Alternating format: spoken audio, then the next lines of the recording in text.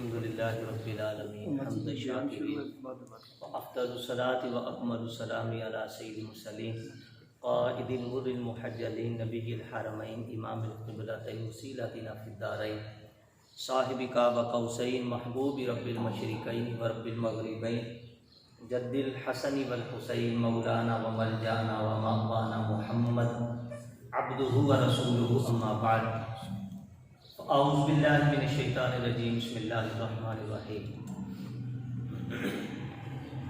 کافی دنوں سے واقعہ معراج سماعت فرما رہے تھے۔ آج واقعہ معراج کے اندر نبی کریم صلی اللہ علیہ وآلہ وسلم کو رؤیت باری تعالیٰ حاصل ہوئی تھی، یعنی آقا کونین صلی اللہ علیہ وآلہ وسلم نے اپنے ماتھے کی آنکھوں سے اپنے رب کا دیدار کیا۔ یہ ایک روایت ذکر کر کے اور دوسری اسی ضمن میں روایت ذکر کروں گا، اور اس ضمن میں جو باتیں ہم تک پہنچتی ہیں نبی کریم صلی اللہ علیہ وسلم کے ذریعے سے، اس پہ انشاءاللہ ہم عمل بھی کریں گے۔ امام حاکم نے المستدرک علی الصحیحین کے اندر حضرت عبداللہ بن عباس رضی اللہ تعالی عنہما کی مرضیات سے ایک روایت کو ذکر کیا کہ کسی نے آپ سے پوچھا کہ کیا آمنہ کے لال حضرت محمد رسول اللہ صلی اللہ علیہ وآلہ وسلم نے معراج کی رات اپنے رب کو دیکھا؟ آپ نے فرمایا اتعجبون، کیا تو اس بات پہ تعجب کرتا ہے ان یکون الخلۃ لابراہیم والکلام لموسیٰ والرؤیات لمحمد صلی اللہ علیہ وسلم۔ آپ نے فرمایا کہ رب نے خلت جو ہے وہ ابراہیم علیہ السلام کے ساتھ خاص فرما دی، کلام موسیٰ کے ساتھ خاص فرمایا، اور اپنا دیدار اپنے مصطفیٰ کے لیے خاص فرما دی۔ سبحان اللہ۔ اور جامع ترمذی کے اندر ایک طویل حدیث پاک میں ملتی ہے، طویل حدیث پاک، جس کا میں خلاصہ ذکر کروں گا۔ سرکار علیہ السلام نے شاہ فرمایا رأیت ربی بأحسن صورت، کہ میں نے اپنے رب کو اچھی صورت میں دیکھا۔ قال یا محمد فیما یختصم الملأ الاعلی، تو رب نے ارشاد فرمایا اے محمد صلی اللہ علیہ وسلم، کیا تم جانتے ہو کہ مالا اعلیٰ کے فرشتے کس بات میں جھگڑا کرتے ہیں؟ قلت لا ادری، میں نے عرض کی میں نہیں جانتا۔ قالها ثلاثا، رب نے 3 بار یہی جملہ دہرایا، اور مصطفیٰ پاک علیہ السلام نے تینوں بار یہی جواب ارشاد فرمایا قلت لا ادری، کہ میں نہیں جانتا۔ قال فوضع یدہ بین کتفی، رب نے اپنا دست قدرت میری دونوں شانوں کے مابین رکھا۔ فوجدت برد اناملہ بین ثدیی، تو اس انگلیوں پوروں کی ٹھنڈک مصطفیٰ فرماتے ہیں کہ میں نے اپنے سینے میں محسوس کی۔ فعلمت ما فی السماوات والارض، تو جو کچھ زمین و آسمانوں میں درمیان تھا ساری کائنات میں سب مصطفیٰ نے اس کو جان بھی لیا۔ تجلی، حضور فرماتے ہیں یہ تجلی خاص میرے لیے ہی تھی، وہ صرف جانا ہی نہ، وعرفت کل شیء، فرمایا ہر چیز کو پہچان بھی لیا۔ سبحان اللہ۔ اب یہ تو حدیث پاک آپ نے سنے، اب آئیے اس کی شرح کے اندر۔ امام زکریا نبوی رحمۃ اللہ تعالیٰ نے صحیح مسلم شریف کی شرح میں لکھتے ہیں کہ جس رات آقا کونین صلی اللہ تعالیٰ علیہ وآلہ وسلم معراج کے لیے جلوہ گر ہوئے، تو چاروں جو فرشتے تھے میکائیل علیہ السلام، اسرافیل، عزرائیل، جبرائیل علیہ السلام، یہ چاروں رب کی بارگاہ میں حاضر ہوئے اور عرض کیا جا کے الہ العالمین 4000 سال گزر گئے، کچھ سوالوں کے جوابات ہم تلاش کرتے ہیں لیکن مل نہیں پاتے، تو بتا کہ ان سوالوں کا جواب کیا ہے؟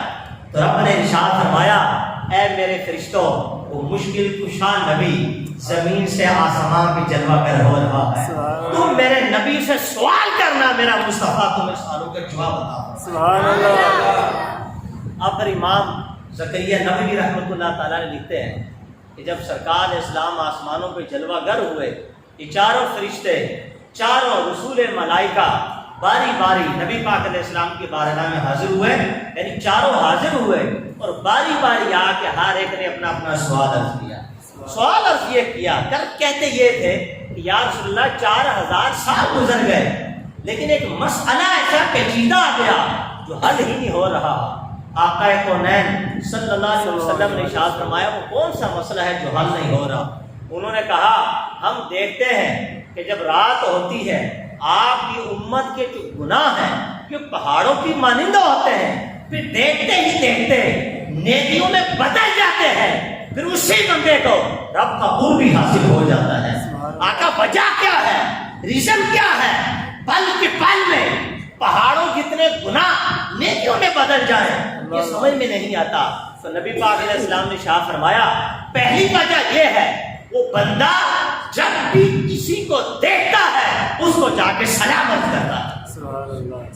فرمایا دوسری وجہ یہ ہے کہ میرے بندے لوگوں کو کھانے کی دعوت دیتے ہیں، کھانوں پہ بلاتے ہیں، لہذا دعوت کیجئے، مہمان رب کی رحمت ہوتی ہے۔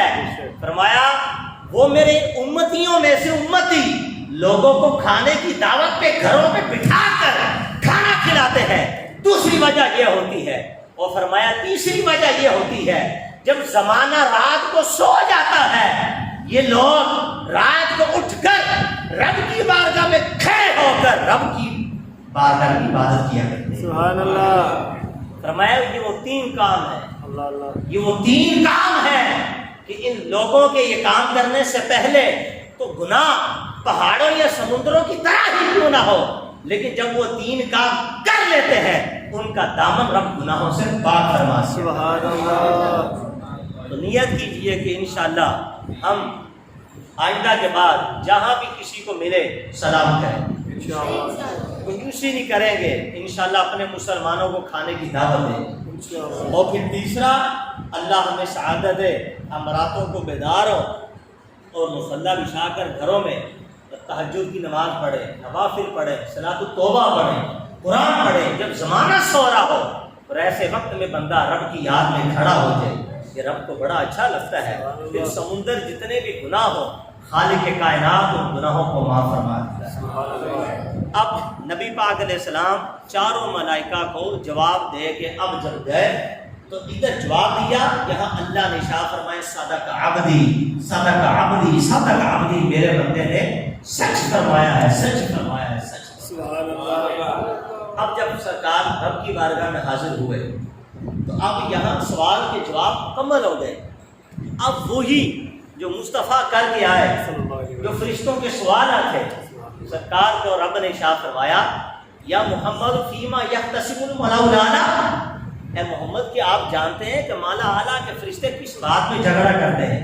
قلت لا ادری، عرض کرتے ہیں میں نے عرض کیا، سرکار فرماتے ہیں کہ میں نے عرض کیا لا ادری، میں نہیں جانتا۔ اس کا یہ معنی نہیں جو آج لوگ کرتے ہیں، بلکہ جو علماء نے اس کا معنی یہ کیا رب تیرے بتائے بغیر محمد مصطفیٰ کچھ نہیں جانتا، جب تک تو نے نہ بتایا تھا تو نہیں جانتا تھا، تیرے بغیر نہیں جان سکتا۔ یہی تو ہمارا عقیدہ ہے کہ رب کے بتائے بغیر کوئی نبی ولی کچھ نہیں بات بتا سکتا، جو بتاتا ہے وہ رب کی عطا ہی سے بتایا کرتا ہے۔ بے شک بے شک۔ اور قربان جائیے قالها ثلاثا، 3 بار رب نے ارشاد فرمایا، حضور فرماتے میں نے 3 بار یہی عرض کیا لا ادری، تیرے بغیر تیرے بتائے بغیر میں نہیں جان سکتا۔ پھر فرماتے ہیں فوادا یادا بین کتفیا، رب نے اپنا دست قدرت میری دونوں شانوں کے درمیان رکھا۔ سبحان اللہ۔ وہ جسم سے پاک ہے، بے شک۔ وہ جسم سے پاک ہے، لیکن اس کی قدرت کی طرف سے ایک ہاتھ نمودار ہوا، وہ رب جانے، رب کا حبیب جانے وہ کیا تھا، وہ رب کی شان کے لائق تھا۔ اور پھر فرماتے ہیں فوجدت برد اناملہ، انامل بولتے انگلیوں کے پورے کو، میں نے اس ہاتھ کی انگلیوں کے پوروں کی ٹھنڈک اپنے سینے میں محسوس کی۔ فرماتا ہے میں نے عرض کیا لا ادری، میں نہیں جانتا۔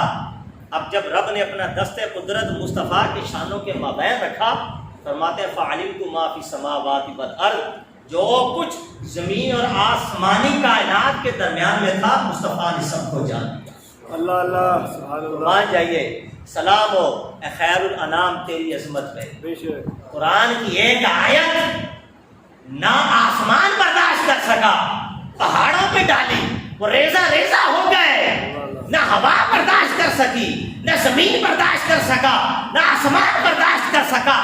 قرآن کی ایک آیت کو 18,000 عالم نہ برداشت کر سکے۔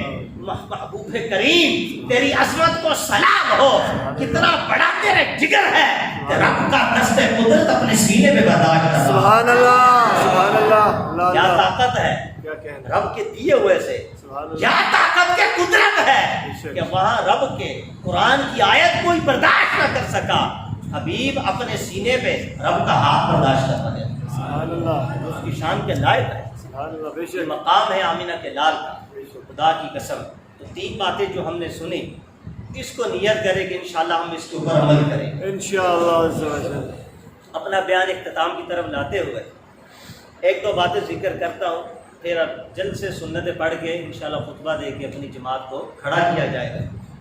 بعض حضرات یہ سوال کر رہے ہیں کہ دیکھیں حدیث پاک کے اندر آتا ہے کرونا وائرس چونکہ پوری دنیا ہی اس بلا اور آفت کے اندر مبتلا ہے۔ حدیث کے اندر آتا ہے سرکار نے ارشاد فرمایا لا عدویٰ، بیماری ایک کی دوسرے کو نہیں لگتی۔ تو سرکار کا فرمان حق ہے نا، بے شک کیا بولا بے نہیں شک لگتی۔ ایک شخص آیا، اس نے سنا، وہ سرکار سے سوال کیا، عرض کرتا کہ یا رسول اللہ آپ نے جو ارشاد فرمایا کہ لا عدویٰ ایک کی بیماری دوسرے کو نہیں لگتی، ہم دیکھتے ہیں کہ 99 اونٹ وہاں کھڑے ہوں اور ایک اونٹ آئے جس کو خارش لگی ہو، وہ جب ان 99 اونٹوں میں جاتا ہے ان کو بھی خارش لگ جاتی ہے۔ ابھی آپ نے ارشاد فرمایا کہ بیماری تو دوسرے کو نہیں لگتی، یا اونٹ کی خارش دوسروں کو لگ گئی۔ حضور علیہ السلام نے ارشاد فرمایا اے سائل ہے سوال کرنے والے یہ بتا کہ جس اونٹ کو خارش لگی ہے اس کو خارش کس نے لگائی؟ اس نے کہا اللہ نے۔ تو سرکار نے فرمایا کہ دوسرے اونٹوں کو بھی خارش اللہ نے لگائی ہے، نہ کہ اس اونٹ نے لگائی ہے۔ تو یہ کنسیپٹ اور یہ عقیدہ مسلمانوں کا ہونا چاہیے۔ دوسری بات، ایک حدیث پاک کے اندر آتا ہے کہ جذام والے شخص سے ایسے بھاگ کہ جیسے تو شیر سے بھاگتا ہے، او کا مکان علیہ السلام۔ اب یہاں پہ اعتراض ہوتا ہے، جذام جس کو کوڑ برس کی بیماری ہو، حضور نے فرمایا اس سے ایسے دور ہو جا کہ جیسے شیر سے دور ہو جاتا ہے۔ اب یہ اعتراض یہاں پہ یہ آتا ہے کہ ایک حدیث پاک کے اندر تو یہ آتا ہے کہ بیماری دوسرے کو نہیں لگتی، اور ایک حدیث پاک کے اندر سرکار نے فرمایا کہ بیماری والی سے بھاگ۔ تو اس کا جواب کیا ہے؟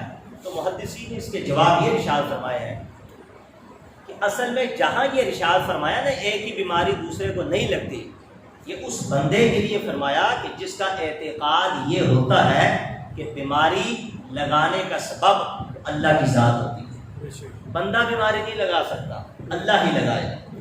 اور جہاں یہ فرمایا جذام والے سے بھاگ کہ جیسے شیر سے بھاگتا ہے، فرمایا یہ اس بندے کے لیے فرمایا کہ جس کا اعتقاد بڑا کمزور ہوتا ہے، جو فتنے میں پڑے گا، مبتلا میں پڑے گا، کیا پتہ معاذ اللہ رب کی تقدیر کا انکار کر دے اور وہ یہ کہے کہ بیماری اللہ نے مجھے نہیں لگائی بلکہ اس بندے نے لگائی ہے، بندہ اپنا ایمان ضائع کر بیٹھے، تو اس کے اعتقاد کے کمزور ہونے کی وجہ سے شاہ فرمائے اس سے بات۔ تو ہمیں اپنا اعتقاد وہی رکھنا ہے جو حضور علیہ السلام نے ہمیں دیا۔